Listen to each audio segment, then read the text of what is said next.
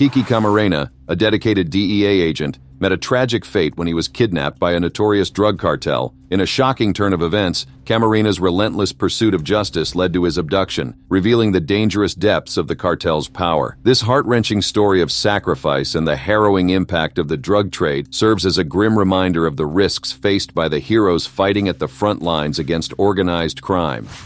Early life and career. Enrique Kiki Camarena. Salazar's life was shaped by his early experiences and his unwavering dedication to his work. Born in the vibrant border city of Mexicali, Mexico, on July 26, 1947, Camarena's journey had a rather humble beginning. His family, consisting of 3 brothers and 3 sisters, made the courageous decision to move to Calexico, California, when Camarena was just a child. Unfortunately, their pursuit of a better life was marred by hardships and poverty after their relocation. Tragedy struck the Camarena family when his older brother Eduardo, a Marine, lost his life while serving in the Vietnam War in 1965. Another brother, Ernesto, battled his own demons, facing a troubled past marked by involvement with drugs. Despite these challenges, Camarena managed to find hope and strength within himself, eventually graduating from Calexico High School in 1966. Driven by a sense of duty and a desire to make a difference, Camarena enlisted in the Marines after completing high school. Following his discharge in 1970, he returned to Calexico and joined the local police department. However,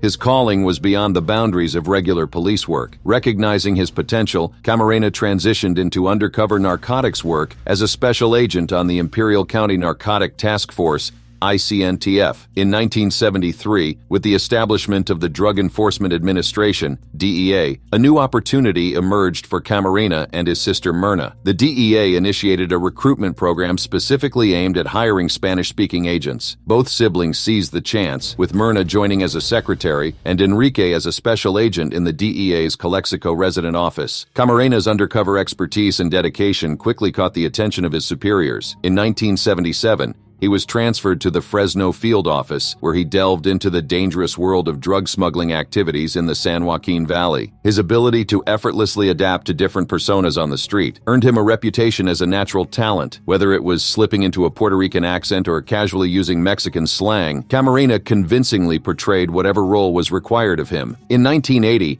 a trusted colleague and close friend, who had previously moved from Fresno to the DEA resident office in Guadalajara, presented Camarena with an enticing opportunity. The Guadalajara office had an open position, and foreign assignments were known to be instrumental for career advancement within the DEA. Moreover, Guadalajara's inviting climate, the presence of an American school, and a favorable exchange rate all contributed to Camarena's decision to embark on this new chapter of his life.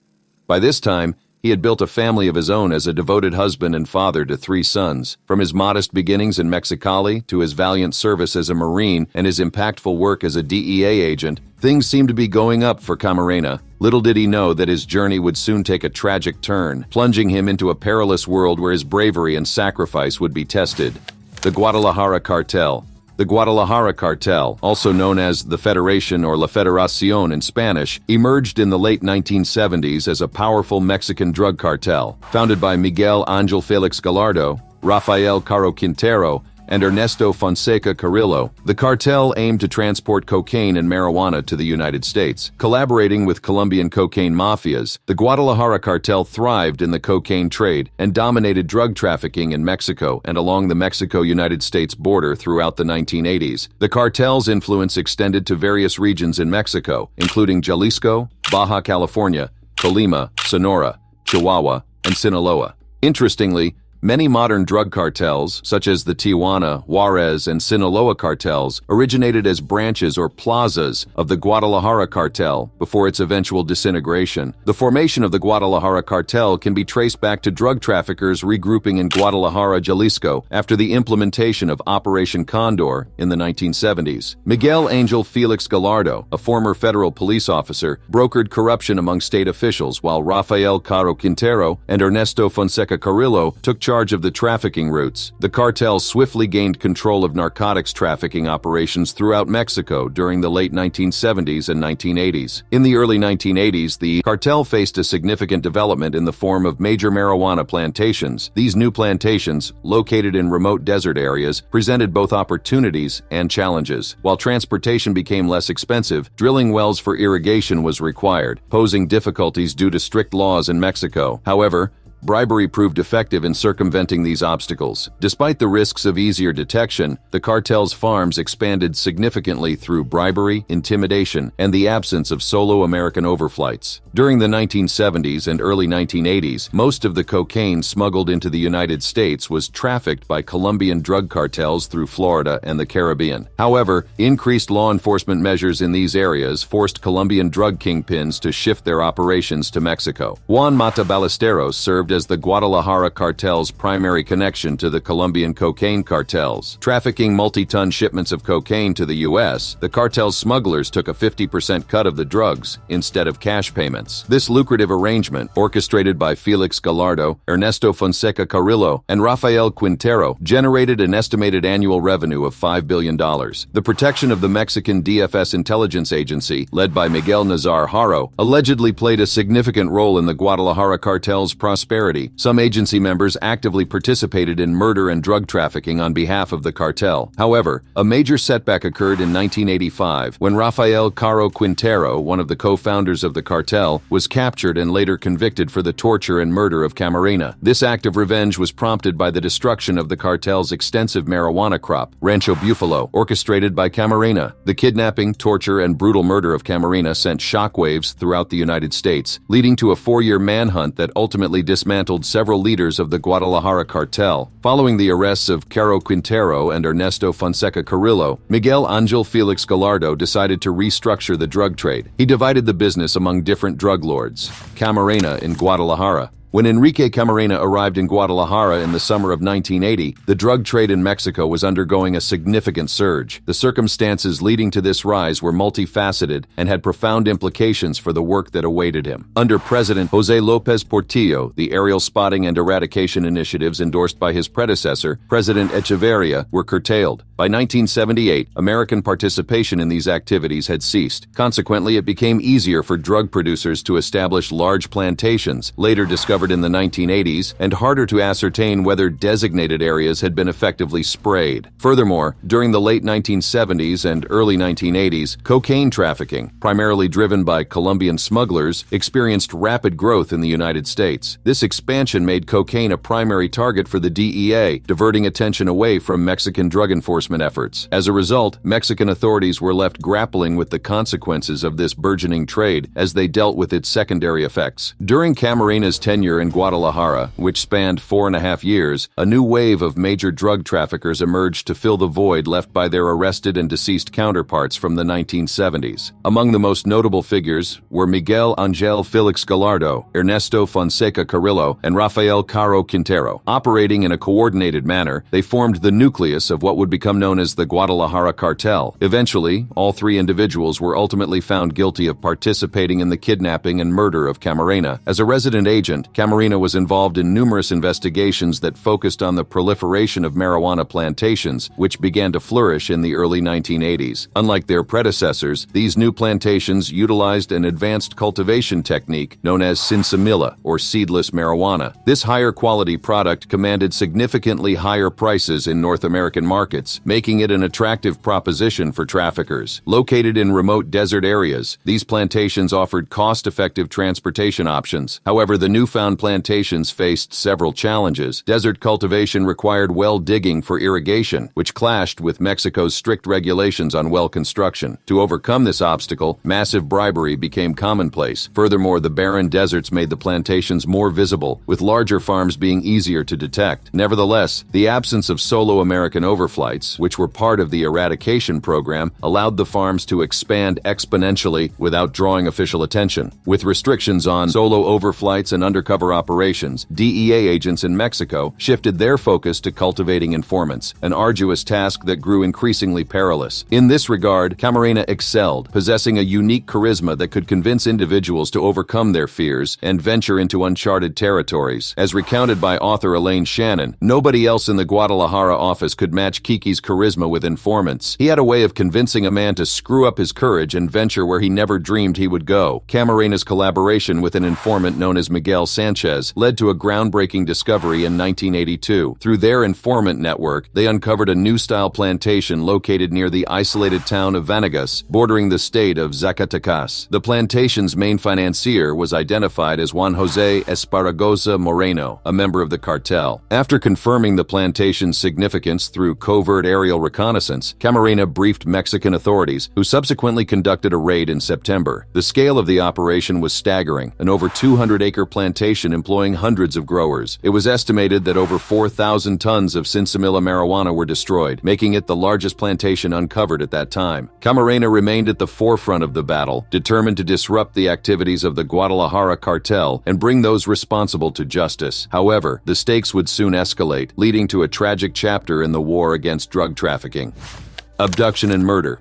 1985. In the dark underbelly of the Mexican drug trade, a chilling act of violence shook the nation and sent shockwaves across the border, and Enrique Kiki Camarena found himself entangled in a deadly web spun by corrupt Mexican officials and ruthless drug traffickers. The tale began in 1984 when the DEA received valuable information about a colossal marijuana plantation in Allende known as Rancho Bufalo. With an estimated annual production worth a staggering $8 billion, this illicit empire posed a significant threat to the war on drugs. Responding to the intelligence, a contingent of 450 Mexican soldiers, backed by helicopters, descended upon the sprawling plantation, reducing it to ruins. Little did they know that this action would set in motion a tragic sequence of events that would forever change the course of the drug war. Camarena, suspected to be the source of the information, soon found himself targeted by the very individuals he sought to bring down. On a fateful day in February 1985, he was brazenly abducted in broad daylight by corrupt Mexican officials operating under the sinister influence of major drug traffickers. Dragged to a residence owned by Rafael Caro Quintero in Guadalajara, Camarena's bravery and dedication to the cause would be met with unspeakable cruelty. For over 30 harrowing hours,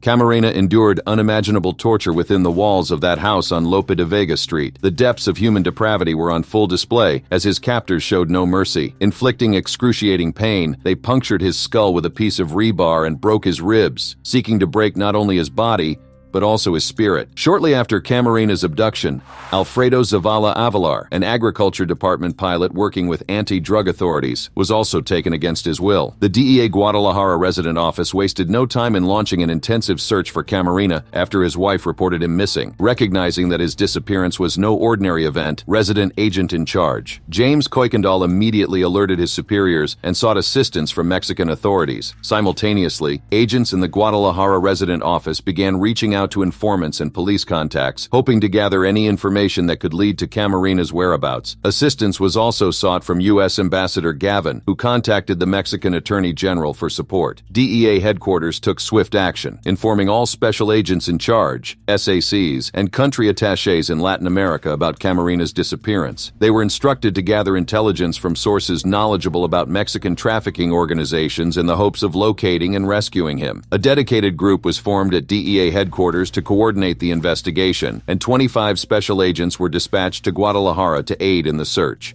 Throughout February 1985, the DEA tirelessly pursued leads and interviewed witnesses, conducting searches of various properties in Mexico. The agency requested that the Mexican Federal Judicial Police, MFJP, consider Rafael Caro Quintero, Miguel Felix Gallardo, and Ernesto Fonseca Carrillo as suspects in the kidnapping, as they were notorious drug traffickers with the means and motive to carry out such a crime. On February 9, 1985, the MFJP confronted Rafael Caro Quintero at the Guadalajara airport, where he was attempting to leave on a private jet with his associates. Despite an armed standoff, Caro Quintero and his companions were allowed to depart after a private conversation between Caro Quintero and the MFJP commandante in charge. Tragically, the search for Camarena came to a devastating end when two bodies were discovered in a field near a ranch in Michoacán, Mexico. The bodies were identified as those of Special Agent Camarena and Captain Zavala, and forensic analysis confirmed that they had been buried elsewhere before being moved. Autopsies performed by a U.S. pathologist and forensic team revealed that both victims had died from severe head injuries. On March 8, 1985, Agent Camarena's body was returned to the United States for burial. The tragic event served as a stark reminder of the dangers faced by law enforcement agents in their relentless pursuit of justice.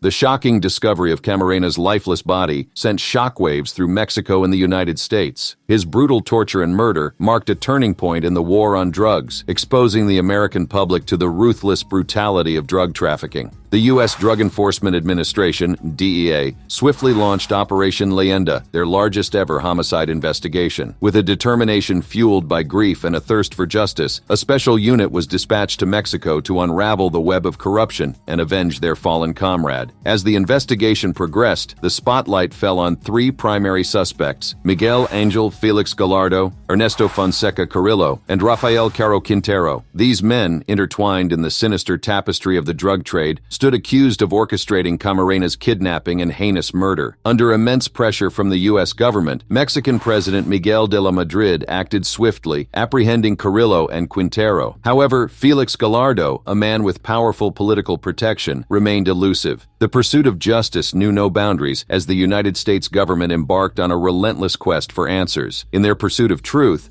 the DEA even went so far as to detain two suspects, Humberto Alvarez Machain and Javier Vasquez Velasco, using the aid of determined bounty hunters. Yet, the complexities of extraditing Mexican citizens became a formidable obstacle in the pursuit of justice. In a dramatic turn of events, Humberto Alvarez Machain and Javier Vasquez Velasco were transported to the United States, triggering a tense diplomatic battle between the two nations. As the legal proceedings unfolded, the case took a surprising twist. Despite the damning evidence presented, the judge ruled that there was insufficient proof to secure a guilty verdict for Alvarez, leading to his eventual release. The decision sparked controversy and ignited a legal battle that reached the highest court in the land, the U.S. Supreme Court, which ultimately denied Alvarez's claim for relief. While justice prevailed to some extent, with several defendants found guilty of Camarena's kidnapping, the shadow of corruption loomed large. Juan Ramon Mata Ballesteros, Juan Jose Bernabe Ramirez, Ruben Zuno Arce, and their known ties to corrupt Mexican officials exposed the depth of the rot within the system. Evidence tampering by Mexican police further exacerbated the outrage and fueled the demand for justice. Enrique Kiki Camarena's tragic demise served as a rallying cry, propelling the fight against drug cartels to new heights. The haunting memory of his sacrifice and the relentless pursuit of justice continue to shape the ongoing battle against the drug trade, reminding us all that in the face of darkness, courage and determination can prevail.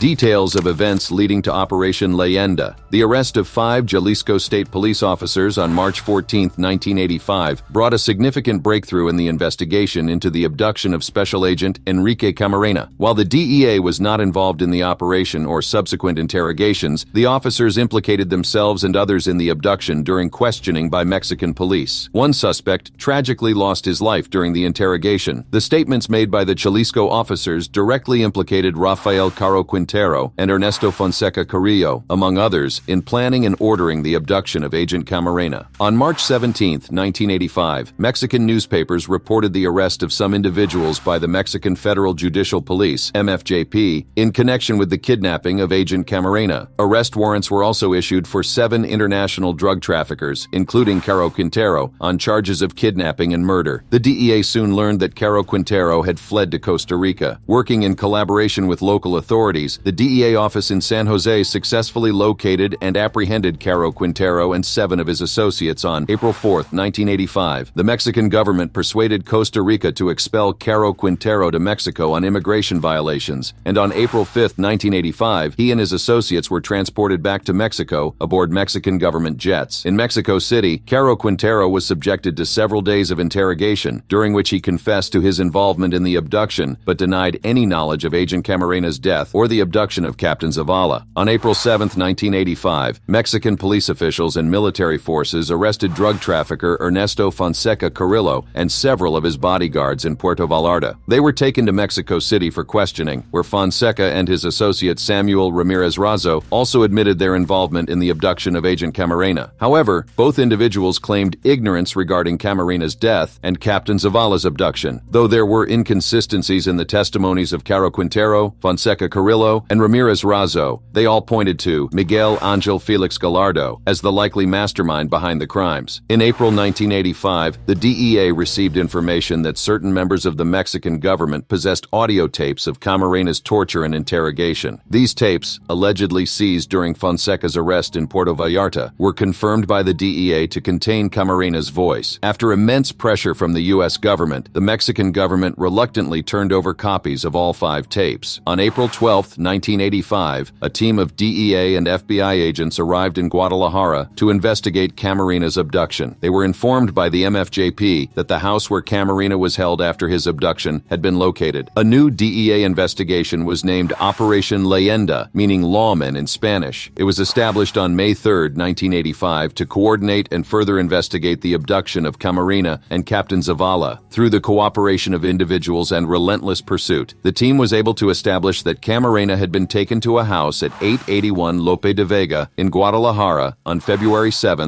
1985. Ultimately, the hard work and unwavering commitment of the agents led to the indictment of several individuals linked to the abduction and murder. Operation Leyenda was a complex and arduous investigation, complicated by its occurrence on foreign soil and involvement of powerful drug traffickers and government officials from Mexico. It took several years to gather the evidence, apprehend the perpetrators, and finally bring them to justice. In the end, Operation Leyenda stood as a testament to the dedication and determination of law enforcement agencies in their pursuit of justice, even in the face of formidable challenges.